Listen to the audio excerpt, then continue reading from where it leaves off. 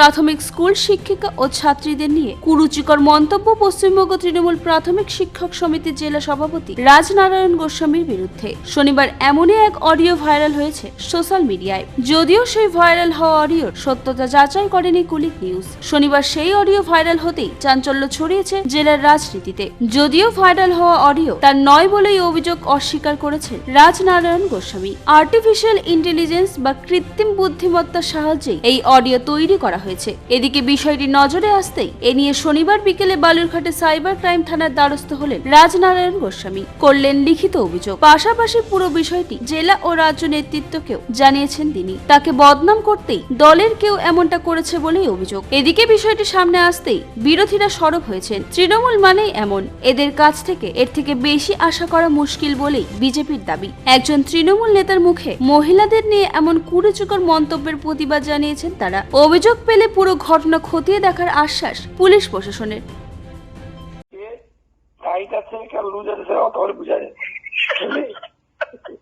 ওখানে বয়সটা বোঝা যাবে, ওদেরটাই বেশি করে দৌড়াবো এবার। হ্যাঁ একদম, টিচাররা এনার্জি পাবে না তো। না এনার্জি পাবে না তো। আগে দৌড়ে দাও।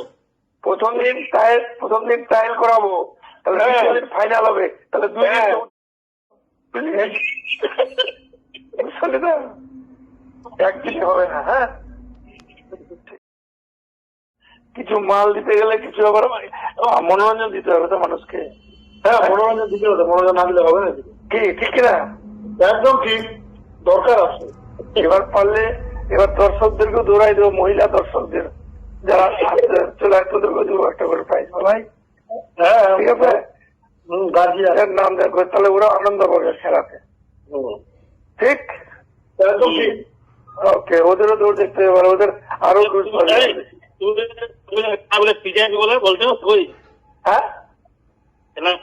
খেলা। না না আর পিছাবো, আমি চলে যাচ্ছি তো, আজকে তো যাচ্ছি তো, একদম হয়ে যা, খেলা হয়েছে, দরকার নাই, ছেড়ে দে। হ্যাঁ ঠিক আছে, 26 তারিখ। কালকে তো 26 তারিখ। হ্যাঁ কালকে হবে। বিষয়টা কি থাকবে বলো? পরে বলছি, তুই আগে আমাকে দৌড়ে রেখে মাল নিতে যাচ্ছি, বলে দিয়েছি সাইদাকে যা বলো, ওকে শুনে না।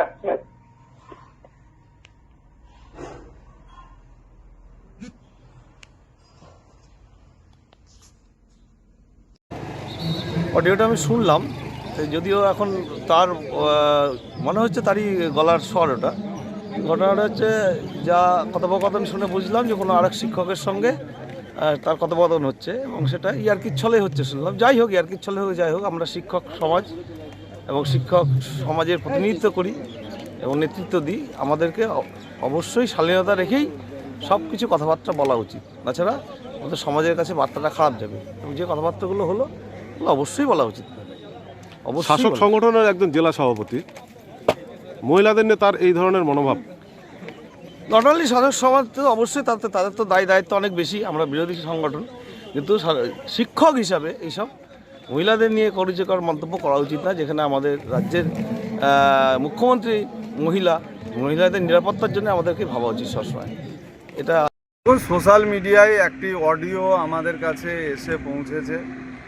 মিডিয়ার পক্ষ থেকে ফোনাফোনি হচ্ছে, অডিওর কি আছে সেটা আমরা জানি না, কিন্তু আমরা শুনতে পেলাম এই অডিওতে তৃণমূলের শিক্ষক সেলের জেলার নেতার বক্তব্য, এবং সেই বক্তব্যে পরিষ্কারভাবে যে মহিলাদের সম্বন্ধে যে কথোপকথন, সেটা শুনে খুব খারাপ লাগলো। কেন মহিলারা মায়ের জাত, প্রত্যেকে পরিবারে আছে। একটি রাজনৈতিক দলের যে কি ধরনের কালচার তৃণমূল যারা করেন তাদের বিষয়গুলো শোনা উচিত, জানা উচিত। দক্ষিণ দিনাজপুরের মানুষের জানা উচিত যে আমরা বরাবরই অভিযোগ করে আসছি যে তৃণমূলের দ্বারা মহিলাদের, মায়েদের এবং এই রাজ্যের উন্নতি কখনোই সম্ভব নয়। তারা রাজনীতি করতে গিয়ে যেভাবে মহিলাদের সম্মান নিয়ে কথা বলে, এটা প্রচণ্ড লজ্জাকর বিষয়।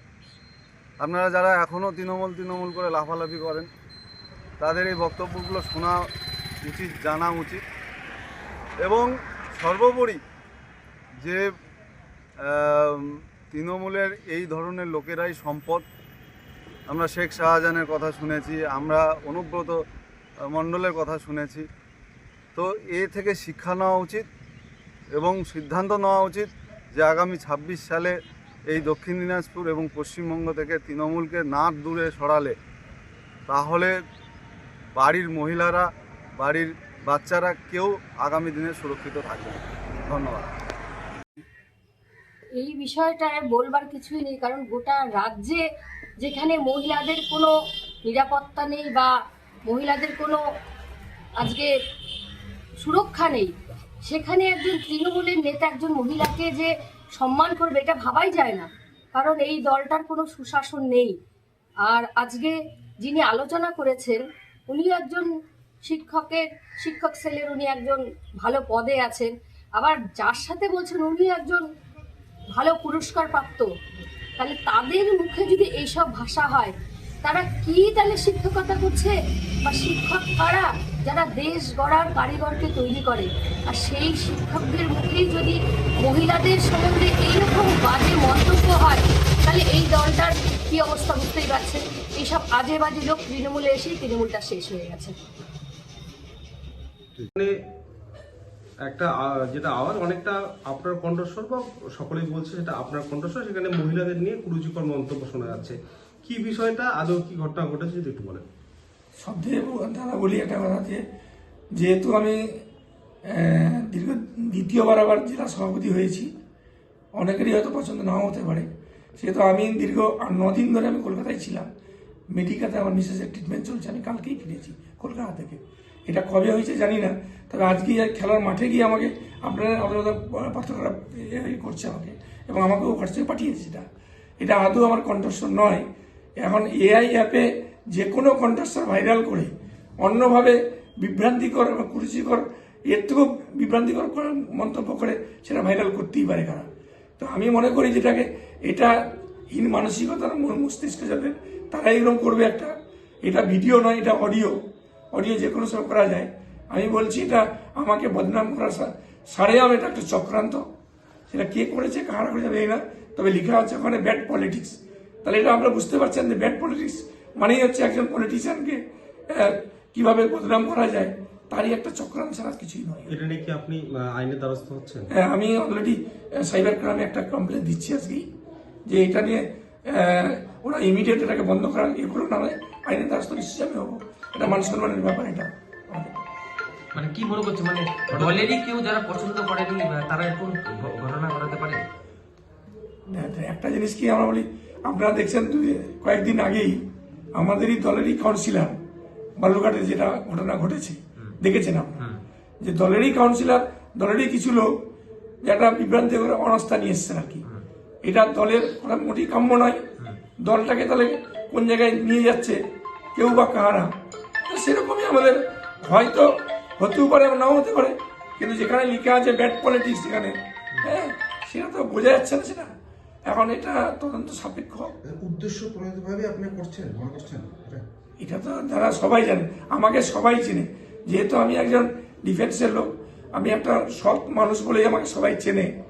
এবার আমাকে এর আগেও কিন্তু অনেকবার হেনস্থ করার চেষ্টা করেছে কেউ বা কাহারা।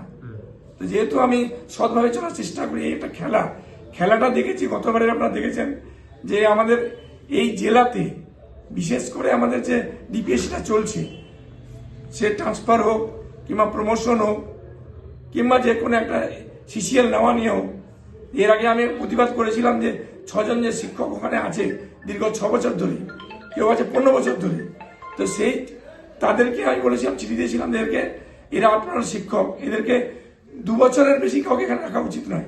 তাহলে একটা কি হয়, যেখানে একটা অন্য একটা মানসিকতা হয়ে যায়, শিক্ষকদের সঙ্গে একটা সম্পর্ক হয়ে যায়, সেটা আমি চাইছিলাম চেঞ্জ করে এদেরকে অন্য শিক্ষক আসুক যদি প্রয়োজন মনে করে চেয়ারম্যান।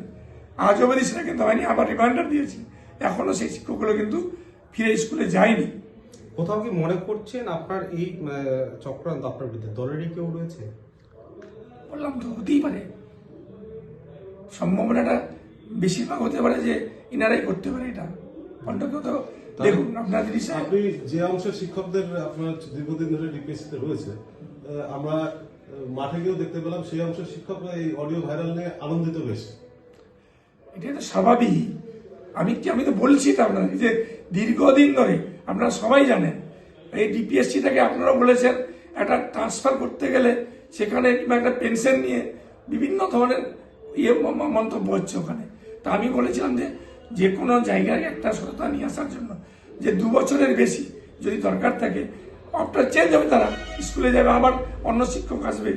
এটা নিয়ে আমি যেহেতু সোচ্চার হয়েছি, সেটাকে হয়তো হতে পারে তারা এটাকে আরো উৎসাহিত করা, এটা স্বাভাবিক কথা, এটা হতেই পারে। শিক্ষক সংগঠনের আপনি জেলা সভাপতি, তথাপি সেই সমস্ত শিক্ষকদের আপনি সরাতে পারছেন না। আপনার কি কোনো জায়গায় মনে হয় আপনি ক্ষমতাহীন একটা জায়গায় বসে রয়েছেন? না, আমি দেখুন এখনো আমি জেলা সভাপতি, কিন্তু আমার পূর্ণাঙ্গ কমিটি কিন্তু এখনো হয়নি। রাজ্য অ্যাপ্রুভ না হওয়া পর্যন্ত আমার কোনো সিদ্ধান্ত নিতে গেলে আমাকে একটা রেজুলেশন করতে হয়। একাই কোনো রেজুলেশন করা সম্ভব নয়, আপনারা সবাই জানেন এটা। আমি এর আগে যখন আমি 6 মাসের মধ্যে ছিলাম তখন রেজুলেশনের চিঠিটা দিয়েছি আমি, কিন্তু সেই চিঠি কার্যকারী মাননীয় চেয়ারম্যান করেননি। আমি আবার একটা চিঠি দিয়েছি সেই চিঠির মর্মেই, কিন্তু এখনো পর্যন্ত কি করবেন আমি জানি না।